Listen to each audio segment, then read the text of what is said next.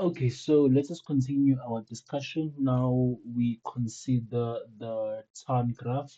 Okay, so we will talk about stuffs like the period of the time graph.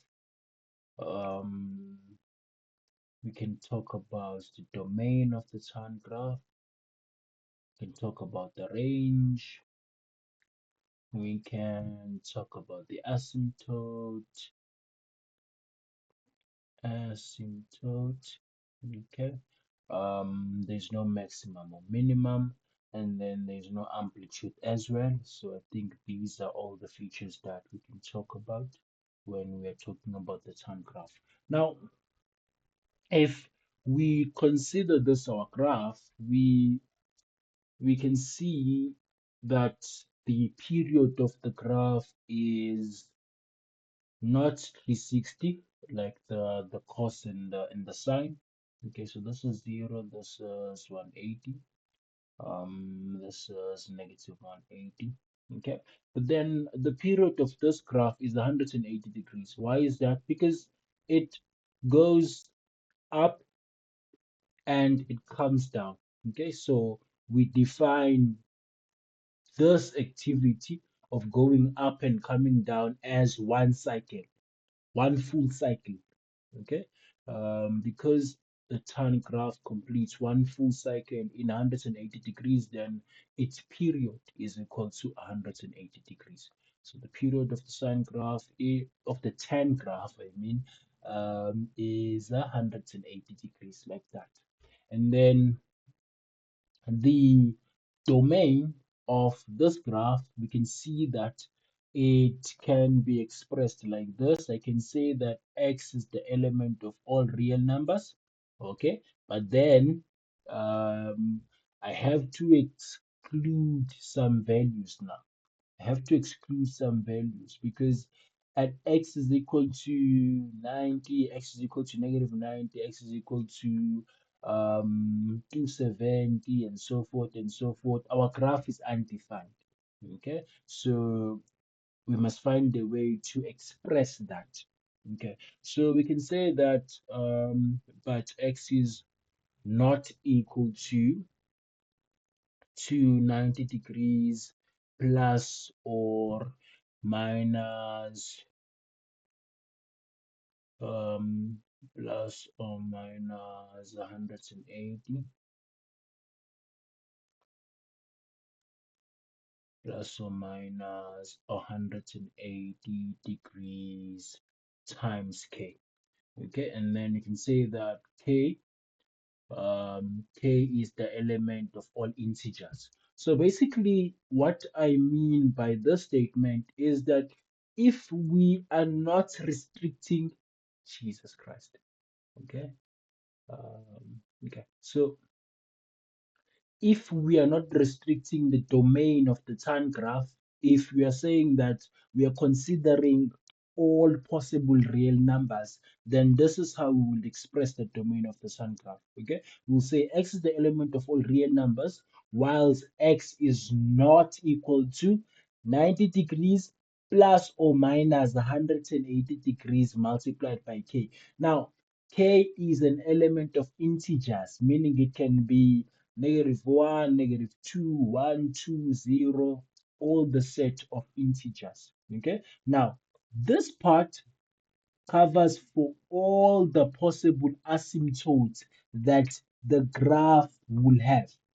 Okay, and we know that for x is equal to an asymptote, the graph does not exist. Okay, so this is the case. But then for this our situation, we are not considering an unlimited number of x values, but then we are limiting our domain. So our domain will be x is the element between negative 180 and 180, okay, and 180 degrees. And then of course I must state that x is not equal to -90 degrees um, which is not equal to 90 degrees. Okay, we actually proven in one of the previous sessions with why do we have asymptotes at 90 degrees, 270 degrees, and so forth and so forth. Okay, so that was a very interesting discussion. Back to what we are doing right now.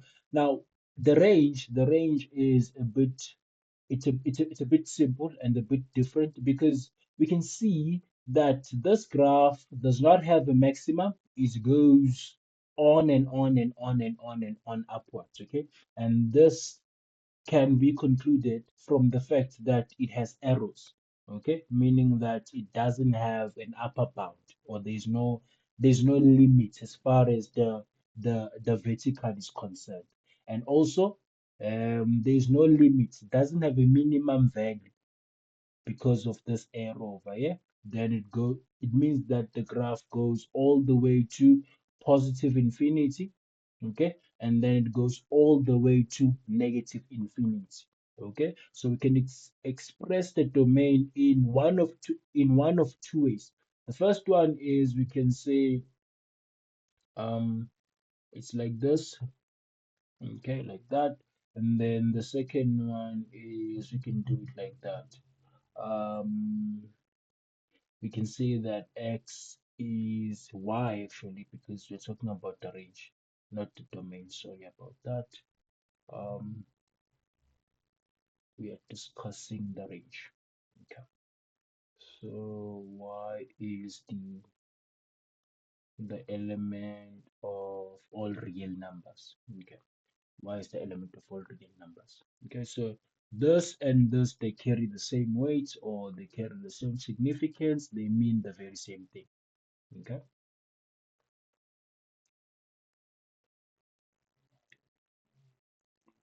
so I can say that the range, the range, okay, let's just do that.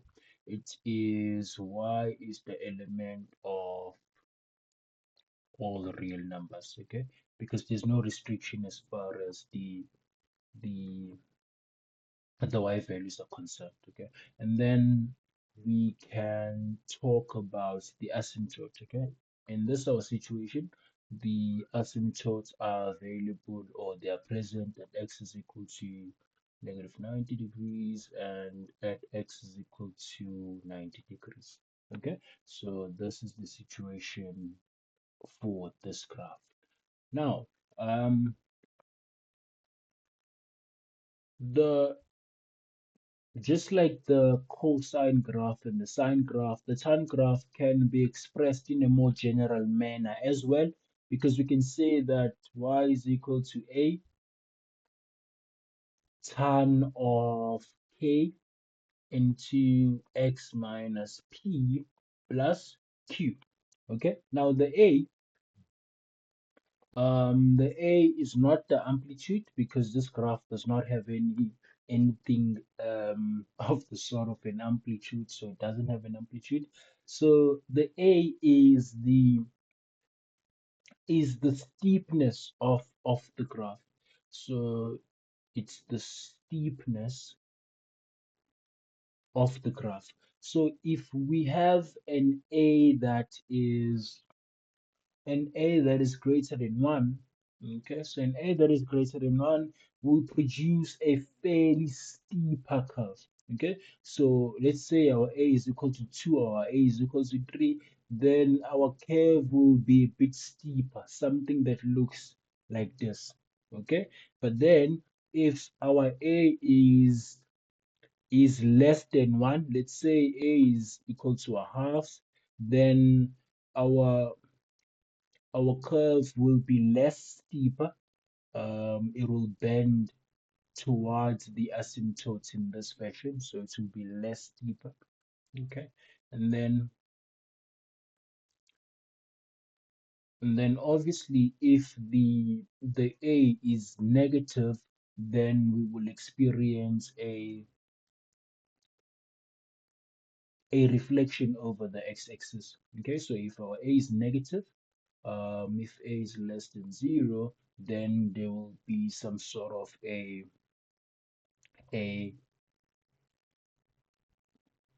a flip over the x-axis. Okay, so this will mean a an increase in steepness. Okay, so this increases the steepness.